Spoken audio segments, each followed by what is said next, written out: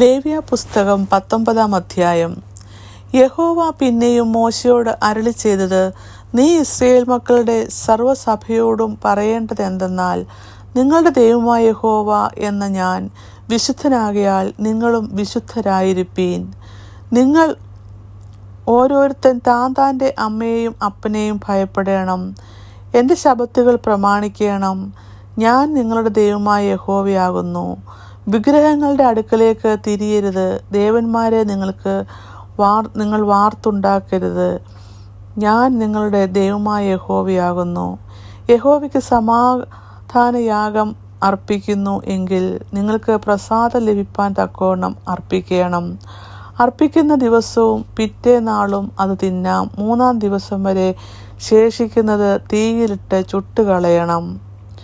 3-ാം ദിവസം തിന്നു എന്ന് വരികയിൽ അത് അറപ്പാകുന്നു, പ്രസാദമാകയില്ല. അത് തിന്നുന്നവൻ കുറ്റം വഹിക്കും. യഹോവയ്ക്ക് വിശുദ്ധമായതിന് അവൻ അശുദ്ധമാക്കിയല്ലോ. അവനെ അവൻ്റെ ജനത്തിൽ നിന്ന് ഛേദിച്ചു കളയണം. നിങ്ങളുടെ നിലത്തിലെ വിള നിങ്ങൾ കൊയ്യുമ്പോൾ വയലിൻ്റെ അരിക് തീർത്തു കൊയ്യരുത്. നിന്റെ കൊയ്ത്തിൻ്റെ കാല പറക്കുകയും അരുത്. നിന്റെ മുന്തിരിത്തോട്ടത്തിൻ്റെ കാല പറിക്കരുത്. നിന്റെ മുന്തിരിത്തോട്ടത്തിൽ വീണ് കിടക്കുന്ന പഴം പെറുക്കുകയും അരുത്. അവയെ ദരിദ്രനും പരദേശിക്കും വിട്ടേക്കണം. ഞാൻ നിങ്ങളുടെ ദൈവമായ യഹോവയാകുന്നു. മോഷ്ടിക്കരുത്, ചതിക്കരുത്, ഒരുത്തനോട് ഒരുത്തൻ ഭോഷ്ക് പറയരുത്. എൻ്റെ നാമത്തെ കൊണ്ട് കള്ളസത്യം ചെയ്ത് നിന്റെ ദൈവത്തിൻ്റെ നാമത്തെ അശുദ്ധമാക്കരുത്. ഞാൻ യഹോവയാകുന്നു. കൂട്ടുകാരനെ പേടിപ്പിക്കരുത്. അവൻ്റെ വസ്തു കവർച്ച ചെയ്യുകയും അരുത്. കൂലിക്കാരൻ്റെ കൂലി പിറ്റേന്ന് രാവിലെ വരെ നിന്റെ പക്കൽ ഇരിക്കുകയും അരുത്. ചെകിടനെ ശപിക്കരുത്. കുരുടൻ്റെ മുമ്പിൽ ഇടർച്ച വെക്കരുത്. നിന്റെ ദൈവത്തെ ഭയപ്പെടണം. ഞാൻ യഹോവയാകുന്നു.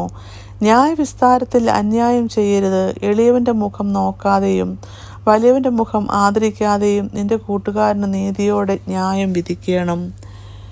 നിന്റെ ജനത്തിൻ്റെ ഇടയിൽ ഏഷണി പറഞ്ഞ് നടക്കരുത്. കൂട്ടുകാരൻ്റെ മരണത്തിനായി നിഷ്കർഷിക്കരുത്. ഞാൻ യഹോവയാകുന്നു. സഹോദരനെ നിന്റെ ഹൃദയത്തിൽ ദ്വേഷിക്കരുത്. കൂട്ടുകാരൻ്റെ പാപം നിന്റെ മേൽ വരാതിരിപ്പാൻ അവനെ താൽപ്പര്യമായി ശാസിക്കണം. പ്രതികാരം ചെയ്യരുത്. നിന്റെ ജനത്തിൻ്റെ മക്കളോട് പകവെക്കരുത്. കൂട്ടുകാരനെ നിന്നെപ്പോലെ തന്നെ സ്നേഹിക്കണം. ഞാൻ യഹോവയാകുന്നു.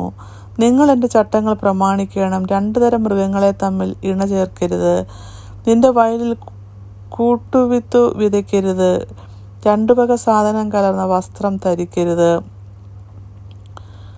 ഒരു പുരുഷന് നിയമിച്ചവളും വീണ്ടെടുക്കപ്പെടുകയോ സ്വാതന്ത്ര്യം കിട്ടുകയോ ചെയ്യാത്തവളുമായ ഒരു ദാസിയോടുകൂടെ ഒരുത്തൻ ശയിച്ചാൽ അവരെ ശിക്ഷിക്കണം. എന്നാൽ അവൾ സ്വാതന്ത്ര്യമില്ലാത്തവളായാൽ അവരെ കൊല്ലരുത്.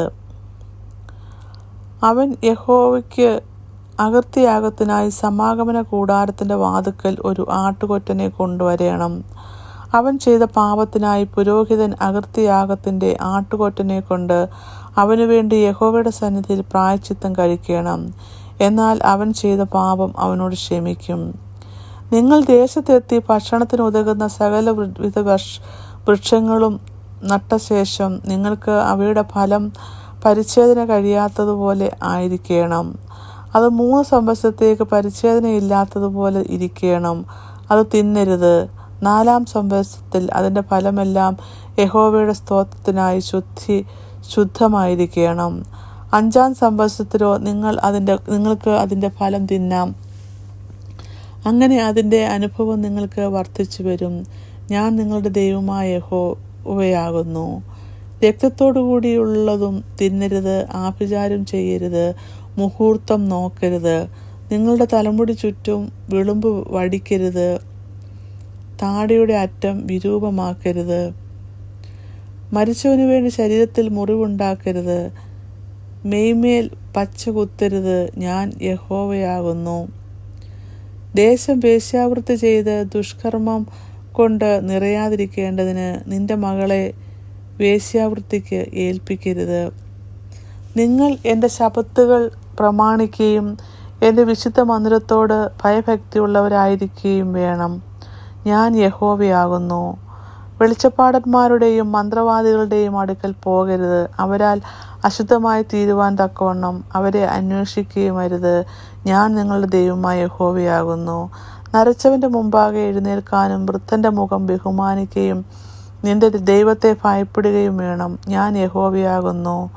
പരദേശി നിന്നോടുകൂടെ നിങ്ങളുടെ ദേശത്ത് പാർത്താൽ അവനെ ഉപദ്രവിക്കരുത്. നിങ്ങളോടുകൂടെ പാർക്കുന്ന പരദേശി നിങ്ങൾക്ക് സ്വദേശിയെപ്പോലെ ഇരിക്കണം. അവനെ നിന്നെപ്പോലെ തന്നെ സ്നേഹിക്കണം. നിങ്ങൾ മിസ്രയീം ദേശത്ത് പരദേശികളായിരുന്നുവല്ലോ. ഞാൻ നിങ്ങളുടെ ദൈവമായ യഹോവയാകുന്നു. ന്യായവിസ്താരത്തിലും അളവിലും തൂക്കത്തിലും നിങ്ങൾ അന്യായം ചെയ്യരുത്. ഒത്ത തുലാസും ഒത്ത കട്ടിയും ഒത്ത പറയും ഒത്ത ഇടങ്ങഴിയും നിങ്ങൾക്ക് ഉണ്ടായിരിക്കണം. ഞാൻ നിങ്ങളെ മിസ്രയീം ദേശത്ത് നിന്ന് പുറപ്പെടുവിച്ച നിങ്ങളുടെ ദൈവമായ യഹോവയാകുന്നു. നിങ്ങൾ എൻ്റെ എല്ലാ ചട്ടങ്ങളും സകല വിധികളും പ്രമാണിച്ച് അനുസരിക്കണം. ഞാൻ യഹോവയാകുന്നു. ഇങ്ങനെ 19-ാം അധ്യായം അവസാനിക്കുന്നു.